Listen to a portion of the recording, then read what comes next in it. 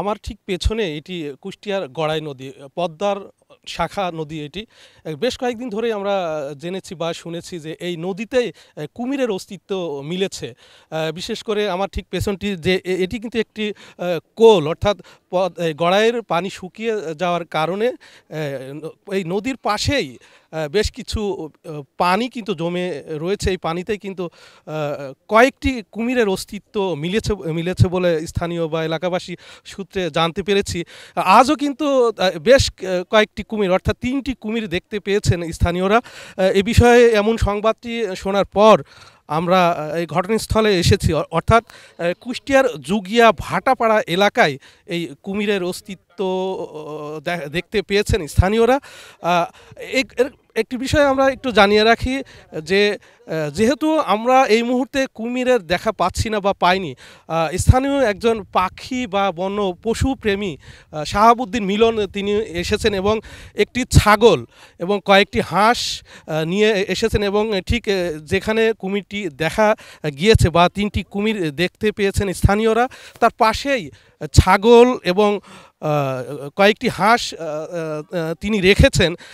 তার ধারণা হয়তো এই কুমির, যে ৩টি কুমির এখানে রয়েছে, কুমিরের অস্তিত্ব স্থানীয়রা দেখতে পেয়েছেন, সেই কুমির হয়তো ওই হাঁস কিংবা ছাগল তারা হয়তো খাবেন।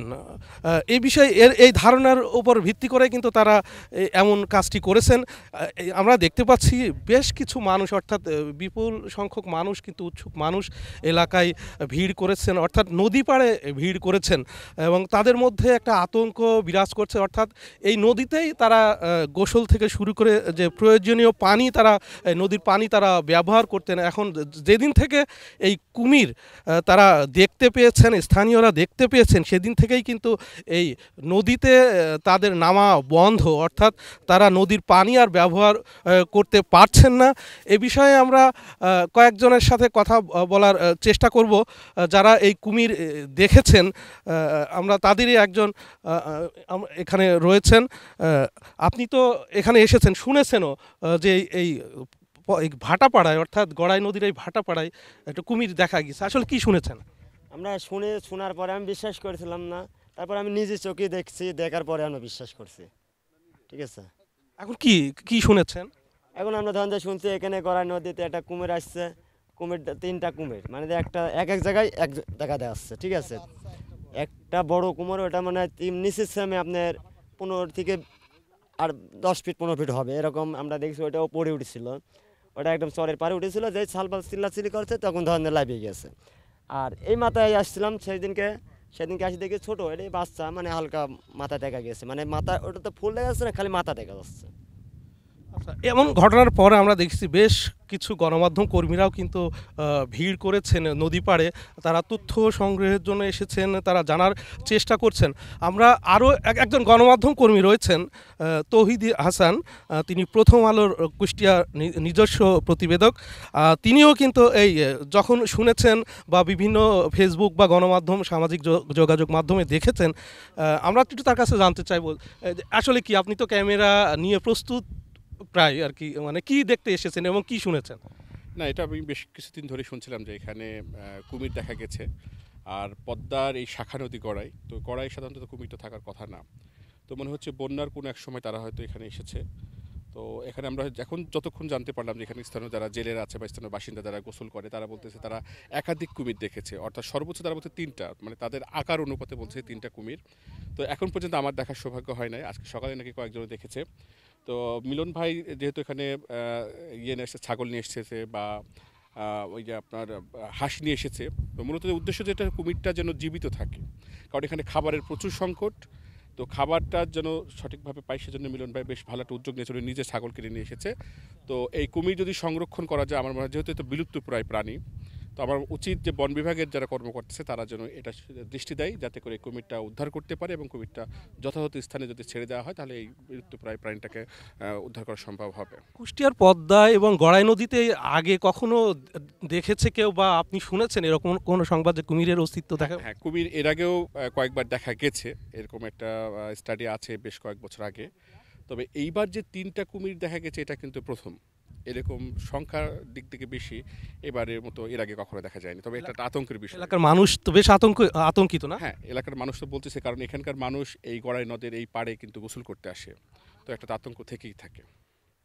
হ্যাঁ, আসলেই ঠিকই বলেছেন। এলাকার মানুষ, আমিও সবার এখানে যারা রয়েছেন নদী পাড়ের মানুষ রয়েছেন তাদের সাথে কথা বলেছি, তারা বেশ আতঙ্কিত। আমরা আরও কয়েকজনের সাথে কথা বলার চেষ্টা করব।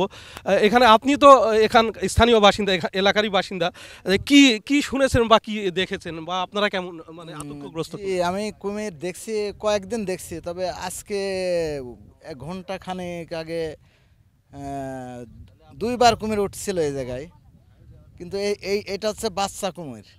আর আর আরেকটা বাচ্চা আছে, আর একটা আছে বড়। মোট 3টা কুমির, তার ভিতরে 2টা ছোট, একটা বড়। একটা 15 ফিট প্রায় লম্বা হবে, আর 2টা ছোট হয়তো 7-8 ফিট করে হবে।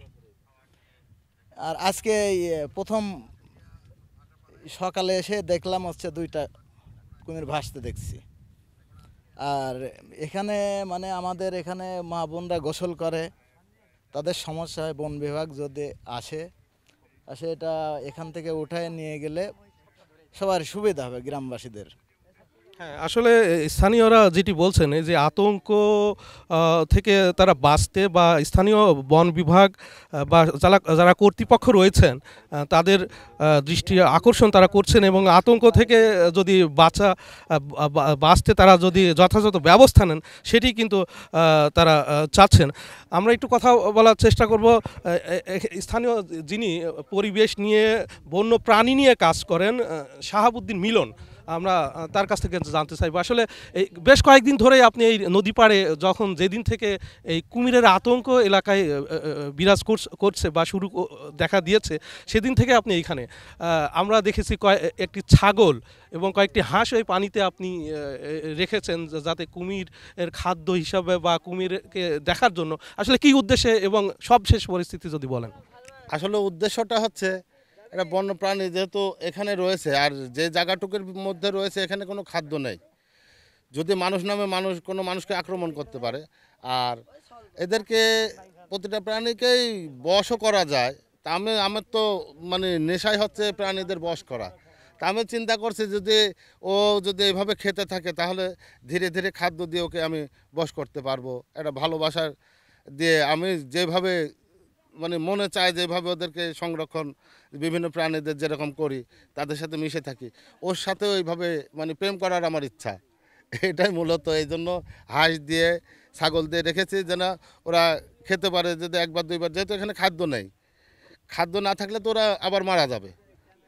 যে ক্যানালটুকু যেটুকু জায়গা, এই জায়গাটা তো ওদের যদি একটু খাদ্য ব্যবস্থা থাকতো তাহলে তো অসুবিধা হতো না। এই কুমির আসলে কোথা থেকে এসেছে? আগে তো এরকম দেখা যায়নি বা স্থানীয়দের কাছ থেকে যেটি শুনেছি, আসলে এই কুমির কোথা থেকে আসলো? এটা মূলত বন্যার সময় ভারত থেকে যে পানিটা এসেছে, তো এই পানির সাথে আমার ধারণা, যেহেতু 2 মাস আগেও আমি একটা কুমিরকে 8 মাইলে পদ্মা নদীর পাশে একটা কোলের মধ্যে থেকে এভাবে নদীতে সরাই দেওয়া হয়েছে।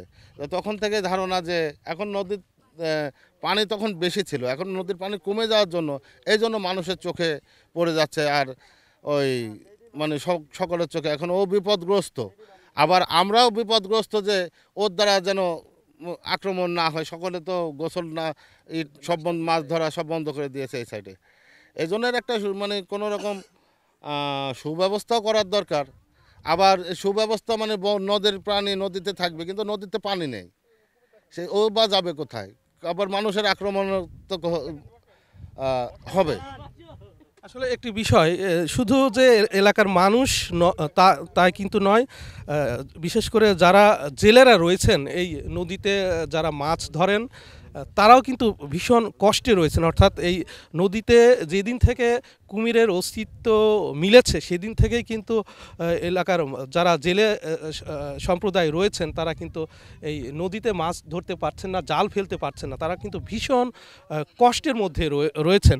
এবং তারা বলছেন যে এটি আসলে মানে এই বিষয়ে যারা সংশ্লিষ্ট কর্তৃপক্ষ রয়েছেন, বন বিভাগ রয়েছেন, তাদের একটু হস্তক্ষেপ চান, অর্থাৎ তারা যদি ঘটনাস্থলে আসেন, এখন পর্যন্ত তারা এই ঘটনাস্থল অর্থাৎ যেই স্থানটিতে কুমিরের দেখা মিলেছে সেখানে তাদের আগমন ঘটেনি, কিংবা তারা আসেননি, এবং তারা চাচ্ছেন যে তারা এসে অন্তত এই কুমিরগুলোকে নিরাপদ স্থানে সরিয়ে নেওয়ার ব্যবস্থা তারা যদি করতেন, সেটি তারা চাচ্ছেন। কারণ এখন সেটি কিন্তু সম্ভব। এখানে পানি অর্থাৎ নদীর পানি কমতে শুরু করেছে, বিভিন্ন জায়গায় কোল তৈরি হয়েছে, ছোট ছোট খালে পরিণত হয়েছে, সেখান থেকে কিন্তু এগুলো অপসারণ করা সম্ভব। তো এখন আজ এই পর্যন্তই। এলাকার মানুষ চরম আতঙ্কের মধ্যে রয়েছেন। এই আতঙ্ক থেকে বাঁচতে সাধারণ মানুষ, এলাকার মানুষ, তারা সংশ্লিষ্ট কর্তৃপক্ষ, বিশেষ করে বন বিভাগের দৃষ্টি আকর্ষণ করছেন। শরীফ বিশ্বাস, চ্যানেল 24, কুষ্টিয়া।